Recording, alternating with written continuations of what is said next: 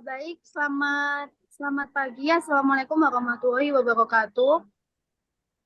Di sini saya dan kelompok saya ingin mempresentasikan tugas dari kelompok kami yang beranggotakan saya sendiri, Hesti Budiani, dengan NIM 2113036. Saya Nurjana dengan NIM 2113042. Dan saya Vina Nur Afita 2113043.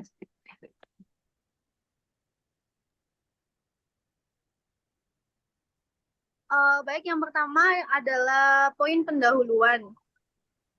Next. Tentang skateboard itu sendiri, skateboard adalah salah satu keluarga besar dari olahraga ekstrim di Indonesia. Skateboard pertama kali ditemukan di pertengahan tahun 1950. Seiring dengan berkembangnya era surfing di daerah California, Amerika Serikat, dalam beberapa catatan permainan ini juga populer digolongkan dalam extreme sport. Alasannya adalah faktor bahaya yang dapat ditimbulkan semakin sulit atau trek, maka semakin menantang untuk dilakukan. Hal tersebut akan lebih memacu adrenalin para skaters daripada trek yang biasa-biasa saja. Olahraga skateboard tentunya tidak lepas dari masalah keselamatan atau safety factor. Dalam beberapa kasus, olahraga ini dapat menimbulkan cedera yang cukup parah bagi penggunanya, seperti lecet, lebam, dan juga patah tulang. Oleh karena itu, dalam hal ini harus diperhatikan bagi siapapun yang sedang menggunakan produk tersebut. Ada dua hal yang harus diperhatikan dalam olahraga skateboard dalam hubungan dengan keselamatan. Next. Untuk itu kita membahas ada 4 poin. Yang pertama, batasan dan asumsi. Yang kedua, ada alur dan skema proses perancangan. Yang ketiga, penerapan metode Gantt. Dan yang terakhir ada kuesioner dan network planning. Untuk yang pertama, saya akan membahas tentang batasan dan asumsi. Di sini ada 6 poin. Yang pertama, produk skateboard yang dirancang memiliki fungsi utama sebagai alat olahraga dan hiburan. Yang kedua, perancangan produk skateboard tidak merubah fungsi produk tersebut. Yang ketiga, produk skateboard diperuntukkan bagi remaja dan orang dewasa. Yang keempat, segmentasi pengguna produk terdiri dari para pengguna ahli atau jalur profesional dan para pengguna biasa. Yang kelima, untuk objek penelitian adalah remaja dan orang dewasa antara usia 14 sampai 30 tahun yang pernah menggunakan produk ini lebih dari 1 kali. Yang terakhir, untuk perancangan desain produk sampai evaluasi alternatif konsep produk terbaik dari segi pemilihan material. Next. Untuk selanjutnya saya lanjutkan. Saya akan membahas tentang alur dan skema. Nah, di sini dijelaskan bahwa untuk alur perancangan kita mulai dari melakukan observasi dan survei, kemudian melakukan identifikasi variabel penelitian produk skateboard tersebut. Setelah itu, kita menyusun kuesioner. Setelah penyusunan kuesioner terjadi, kita akan melakukan penyebaran kuesioner. Kemudian melakukan pengumpulan kuesioner. Setelah itu, kita akan mengatur misi. Apabila sudah valid, maka akan langsung dilangsungkan ke reliable. Jika tidak, maka akan dilakukan menyusun kuesioner kembali. Setelah reliable, maka akan terbentuklah HOQ. Pada saat ini, fase pendesainan pun dimulai. Setelah itu, merujuk ke peta morfologi. Setelah itu, perhitungan biaya komponen, kemudian analisa dan kesimpulan. Kemudian yang ketiga yaitu Gantt chart.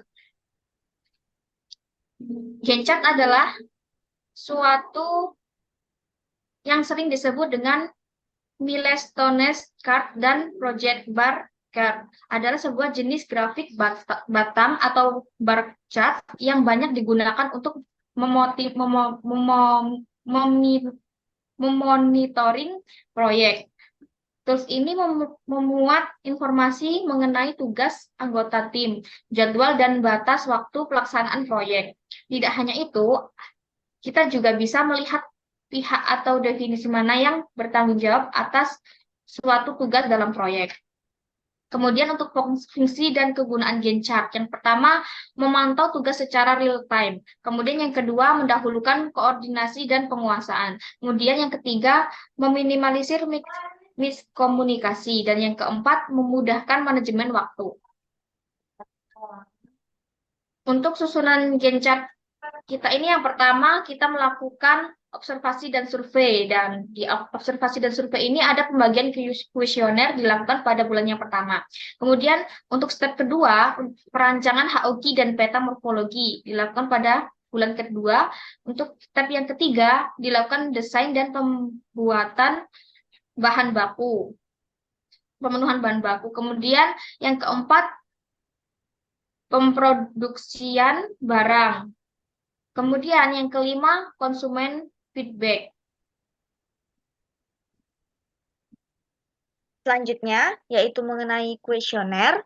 Nah, dalam melakukan perancangan desain skateboard, kami mengadakan klasifikasi menggunakan kuesioner untuk mengetahui kebutuhan pelanggan. Adapun pertanyaannya itu, bagaimana berapa lama bermain skateboard, itu diajukan oleh pemain. Biasanya kami mengajukan pertanyaan kuesioner kepada mereka-mereka yang memang telah menggunakan skateboard setidaknya selama 1 tahun. Lalu ada pertanyaan mengenai menurut Anda skateboard itu bagaimana, jenis gaya skateboard itu bagaimana, lalu apakah Anda mengetahui alat pengaman dalam bermain atau menggunakan skateboard, karena pada dasarnya basic penelitian ini adalah skateboard yang safety atau yang aman. Lalu selanjutnya mengenai keamanan lagi, apakah sering memakai pengaman, lalu alasan untuk menggunakan pengaman, lalu selanjutnya mengenai cedera. Nah, adapun hasil responden dari kuesioner yang kami bagikan, setidaknya usia responden yang kami dapatkan yaitu di antara rentang umur 11 tahun sampai 30 tahun.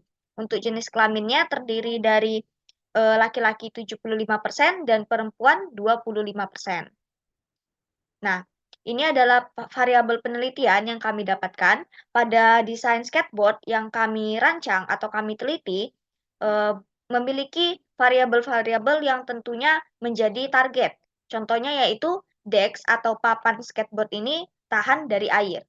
Lalu dex juga tidak mudah keropos, dex tidak mudah patah, dan sebagainya. Bisa teman-teman atau bisa dilihat di dalam papan layar tersebut.